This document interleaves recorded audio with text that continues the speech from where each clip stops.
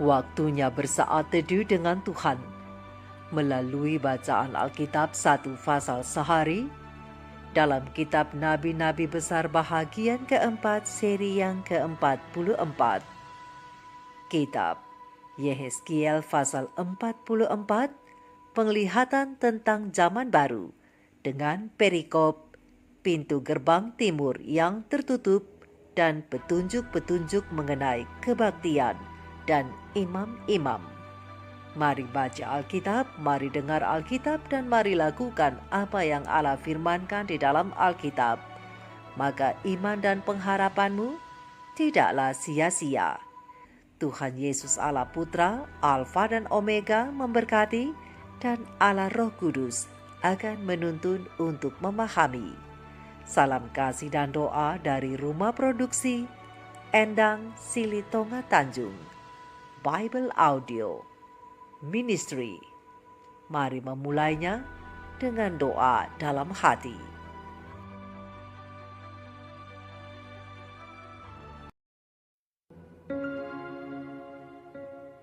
Kemudian ia membawa aku kembali ke pintu gerbang luar dari tempat kudus yang menghadap ke timur. Gerbang ini tertutup. Lalu Tuhan berfirman kepadaku, pintu gerbang ini harus tetap tertutup. Jangan dibuka dan jangan seorang pun masuk dari situ. Sebab Tuhan Allah Israel sudah masuk melaluinya. Karena itu gerbang itu harus tetap tertutup. Hanya raja itu, oleh karena ia raja, boleh duduk di sana makan santapan di hadapan Tuhan.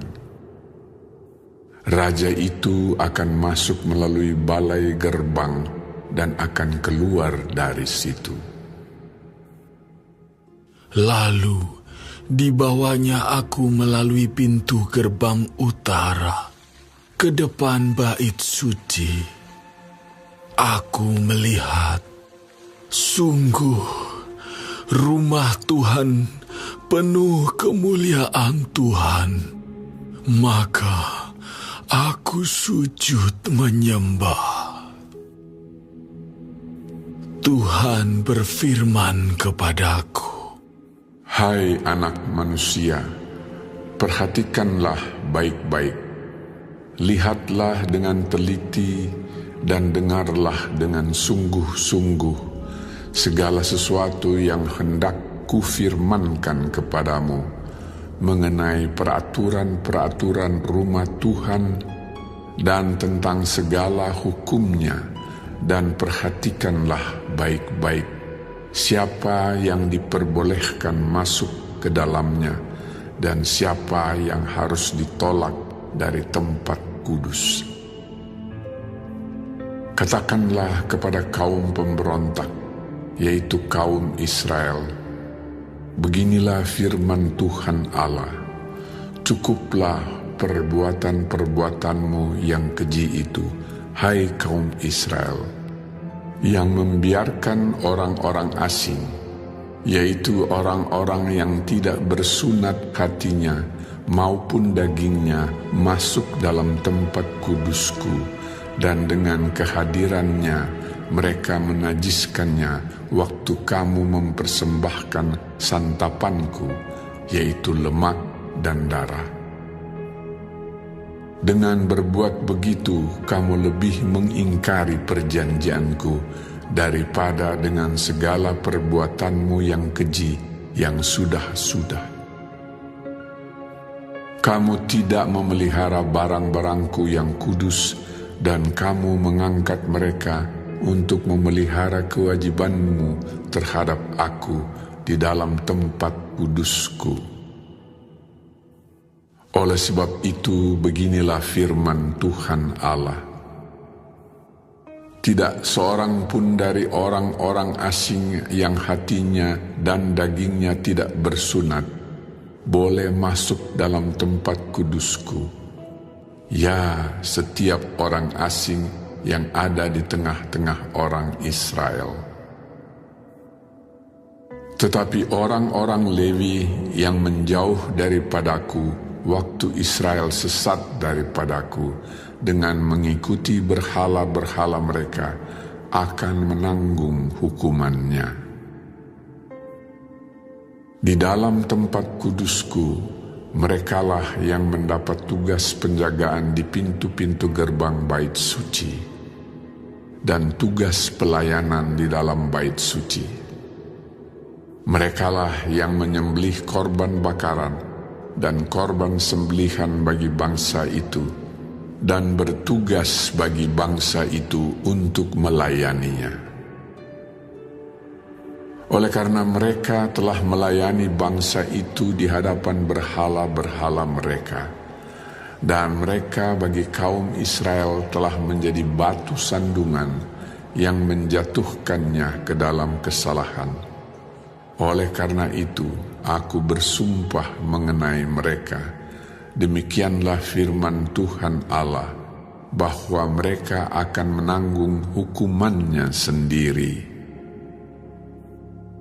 Mereka tidak akan mendekati aku untuk melaksanakan tugas imam di hadapanku, ataupun mendekati segala barangku yang kudus atau persembahan-persembahan maha kudus. Mereka akan menanggung nodanya yang timbul karena perbuatan-perbuatan mereka yang keji. Aku menetapkan mereka untuk bertugas di bait suci dan melakukan segala pelayanan yang berhubungan dengan itu dan melakukan segala sesuatu yang perlu di situ.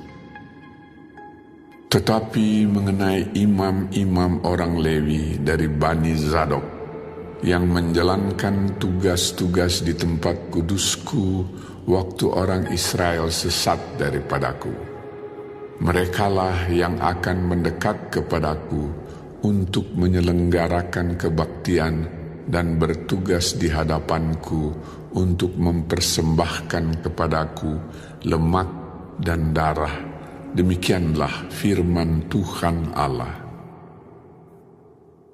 Merekalah yang akan masuk ke dalam tempat kudusku dan yang akan mendekati mejaku untuk menyelenggarakan kebaktian, dan mereka akan menjalankan tugasnya terhadap aku. Maka kalau mereka hendak masuk dari pintu-pintu gerbang pelataran dalam, mereka harus mengenakan pakaian lenan. Mereka tidak boleh memakai pakaian bulu domba waktu mereka bertugas di pintu-pintu gerbang pelataran dalam atau waktu menyelenggarakan kebaktian dalam bait suci.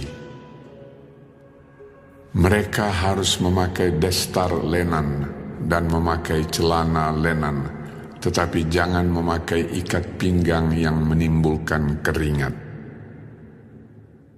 Dan waktu mereka keluar ke pelataran luar menjumpai umat Tuhan itu, mereka harus menanggalkan pakaian mereka yang mereka pakai dalam menyelenggarakan kebaktian dan menyimpannya dalam bilik-bilik kudus, kemudian mengenakan pakaian yang lain, supaya umat itu jangan menjadi kudus disebabkan kena kepada pakaian imam-imam itu.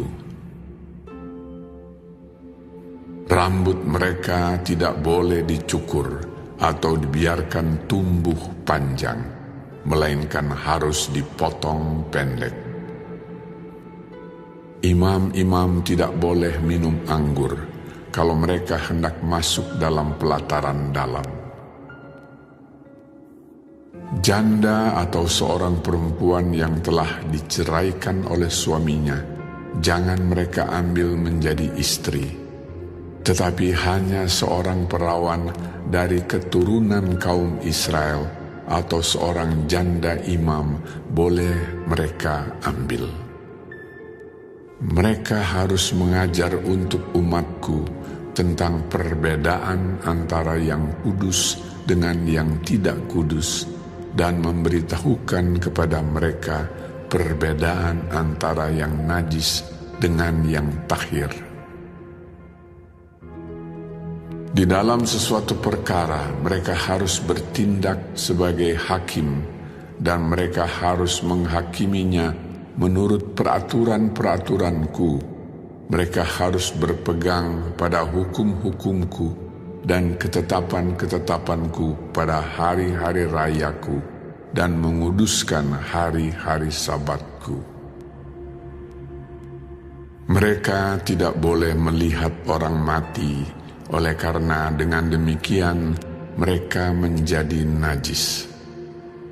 Hanya dengan mayat bapaknya atau ibunya, anaknya lelaki atau perempuan, kakak adiknya lelaki, kakak adiknya perempuan yang belum kawin, mereka boleh menajiskan dirinya.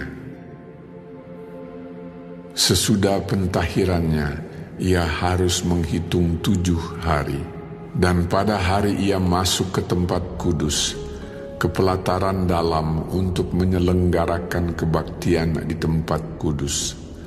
Ia harus mempersembahkan korban penghapus dosanya. Demikianlah firman Tuhan Allah. Mereka tidak mendapat bagian milik pusaka, sebab akulah milik pusakanya. Dan janganlah berikan kepada mereka tanah milik di Israel, sebab akulah milik mereka.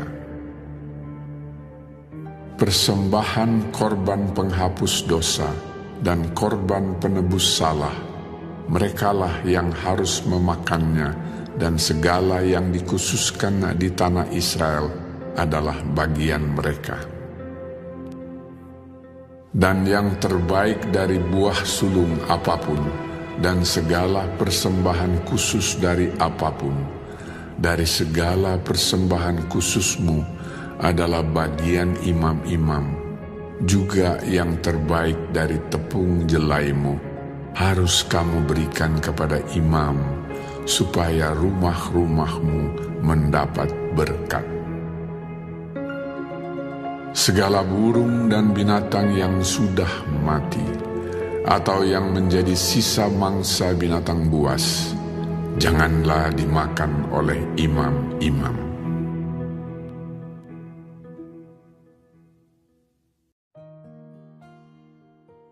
Kita telah menyelesaikan bacaan Alkitab 1 fasal sehari dalam kitab Yehezkiel fasal yang ke-44. Sedikit perenungan melalui fasal ini tentang kemurnian standar utama seorang dapat melayani Tuhan. Berdasarkan ayat panduan perenungan, terang besar Alkitab Yehezkiel 44 ayat 13 dengan bunyi nas, "Mereka tidak akan mendekati aku untuk melaksanakan tugas imam di hadapanku, ataupun mendekati segala barangku yang kudus, atau persembahan-persembahan maha kudus. Mereka akan menanggung nodanya yang timbul karena perbuatan-perbuatan mereka yang keji." Sahabat-sahabat firman, sahabat-sahabat surgawi yang dikasihi oleh Tuhan di mana saja berada. Dalam penglihatannya kali ini, Yehezkiel dibawa oleh malaikat melewati gerbang timur untuk masuk ke pelataran luar bait suci. Di sana ia melihat gerbang timur itu tertutup berdasarkan ayat yang pertama. Tidak seorang pun diperbolehkan memasuki ataupun melalui gerbang itu berdasarkan ayat yang kedua. Ditutupnya pintu gerbang timur bertujuan untuk menjaga kekudusan Allah yang harus dijunjung tinggi, dan itu juga menyatakan secara langsung bahwa Allah berdiam di tengah umatnya untuk selamanya. Gerbang timur adalah gerbang yang khusus disediakan untuk Tuhan sendiri. Itu diasingkan untuk digunakan oleh Tuhan saja. Gerbang ini dikhususkan untuk tujuan Tuhan. Maka Tuhan Allah saja yang boleh masuk melalui pintu itu. Ya, dengan kata lain, ini adalah pintu gerbang pribadi Tuhan dan bukan untuk yang lain. Namun di ayat yang ketiga ada pengecualian yang mengatakan hanya raja itu. Oleh karena ia raja, boleh duduk di sana makan santapan di hadapan Tuhan. Raja itu akan masuk melalui balai gerbang dan akan keluar dari sana. Siapakah raja yang dimaksud? Ada yang menafsirkannya dengan Yesus Sang Mesias. Ada yang mengatakan imam yang merujuk pada imam besar. Raja adalah wakil dari Mesias dalam arti khusus. Dialah kemudian yang akan mewakili hak istimewa untuk duduk di pintu gerbang tempat Allah akan masuk. Dan raja itu akan melakukan tindakan religius atau tindakan-tindakan rohani tertentu di hadapan Tuhan. Sahabat-sahabat firman, sahabat-sahabat sorgawi selain gerbang timur yang tertutup, Yehezkiel juga diperintahkan untuk memperhatikan sungguh-sungguh berbagai peraturan rumah Tuhan, khususnya siapa saja yang dilarang masuk ke dalam rumah Tuhan berdasarkan ayat yang keempat dan ayat yang kelima, yaitu mereka yang tidak bersunat hati maupun dagingnya, ayat yang ke-7 sampai ayat yang ke-9. Dan juga untuk para imam Lewi yang murtad, maka wajiblah pintu-pintu gerbang bait Allah dijaga. Imam-imam yang murtad itu harus dijauhkan dari Allah dan dari hadiratnya. Mereka akan menanggung hukuman mereka sendiri. Padahal melayani Allah di ruang kudus merupakan dambaan setiap imam Lewi. Di sini terlihat bahwa para imam yang melakukan persinahan rohani tidak luput dari hukuman Allah berdasarkan ayat yang ke-10 sampai ayat yang ke-14. Hukuman itu berupa pencopotan status sebagai imam sehingga mereka harus menanggung rasa malu dan noda. Selanjutnya, Yehezkiel menguraikan tugas-tugas para imam yang harus dilakukan oleh orang-orang Lewi dari Bani Sadok, keturunan Harun. Tuhan mengangkat mereka menjadi pelayannya di ruang kudus, termasuk ibadah dan korban bakaran, berdasarkan ayat yang ke-15 dan ayat yang ke-16. Dalam hal ini kita melihat tindakan Tuhan yang menghargai kesetiaan mereka di masa pra-pembuangan ketika seluruh Israel termasuk sekelompok orang Lewi yang murtad kepada Allah.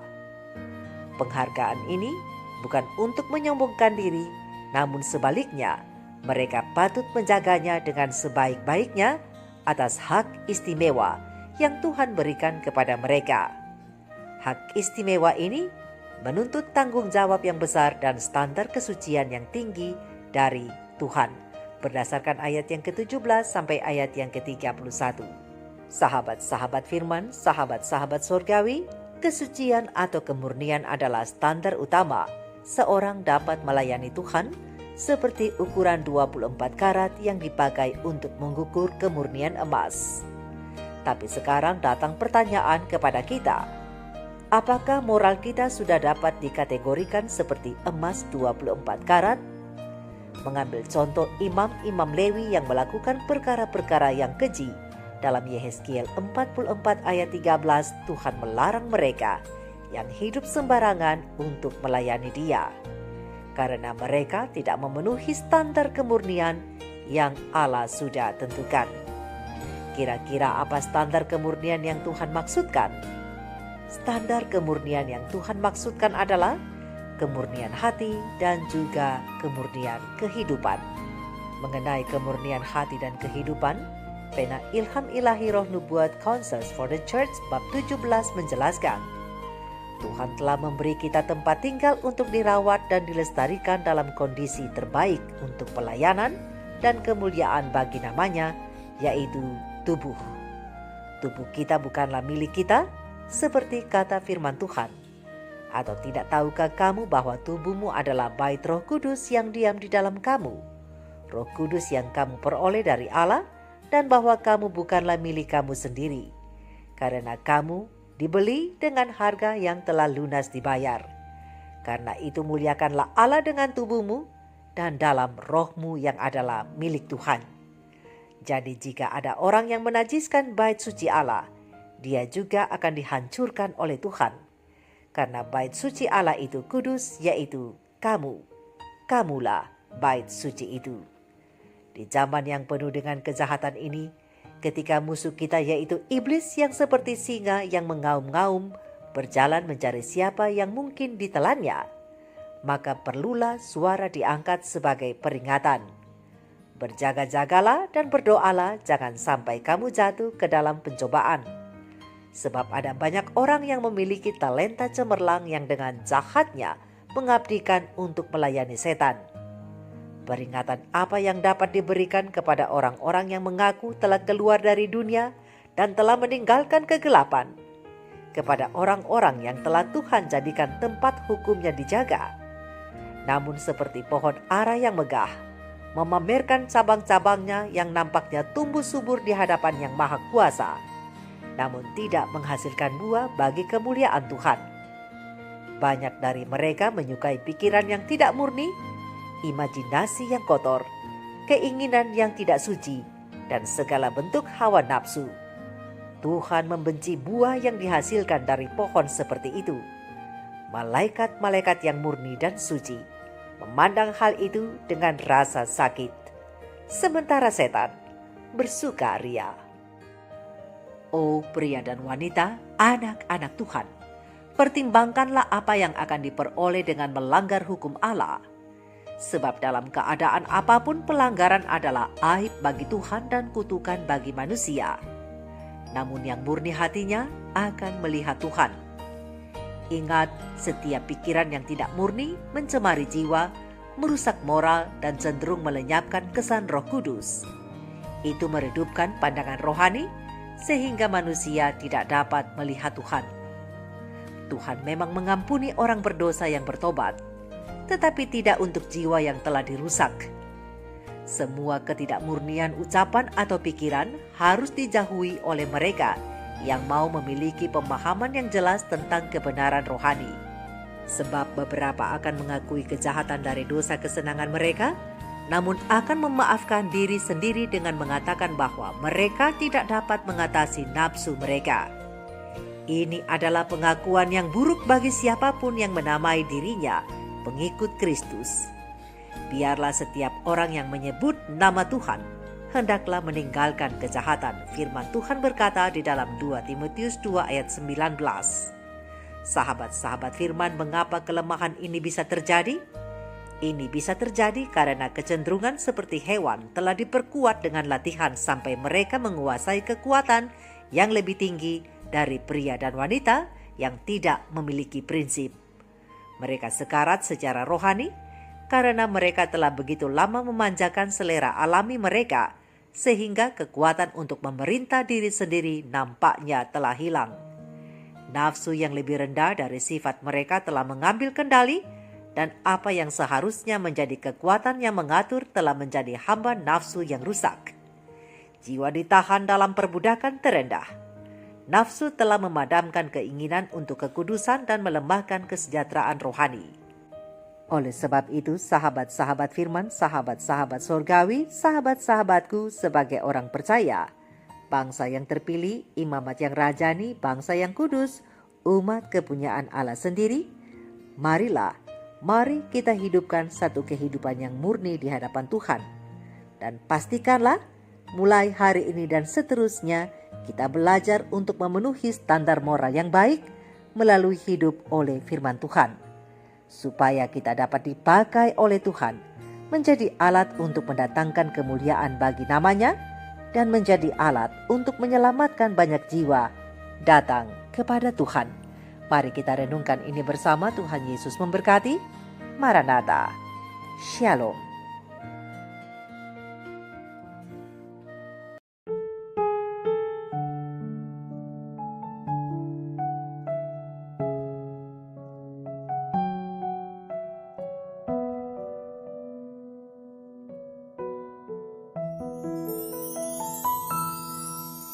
Tuhan, ku datang tertunduk malu. Engkau lihat kedalaman hatiku. Inilah aku hamba-Mu, namun tujuan hidupku hanya melayani diri sendiri. Sesungguhnya ku hamba dunia, terpikat oleh kesenangan fana, akan harta dan kuasa, kebanggaan hati, beri belas kasih-Mu. Oh Tuhan, murnikan tekad di hatiku, agar ku tersadar menderita denganmu. Murnikan ku, arahkan mata hatiku,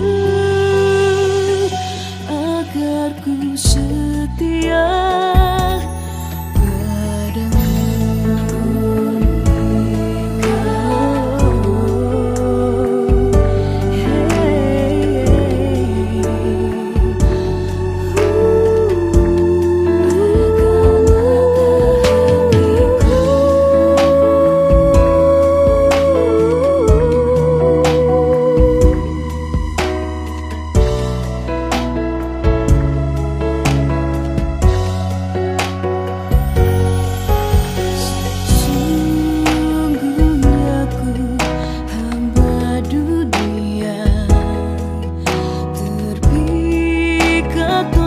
kesenangan fana, akan harta dan kuasa, kebanggaan hati, beri belas kasih-Mu. Oh Tuhan, berikan ku tekad di hatiku, tersadar menderita denganmu. Murnikan ku,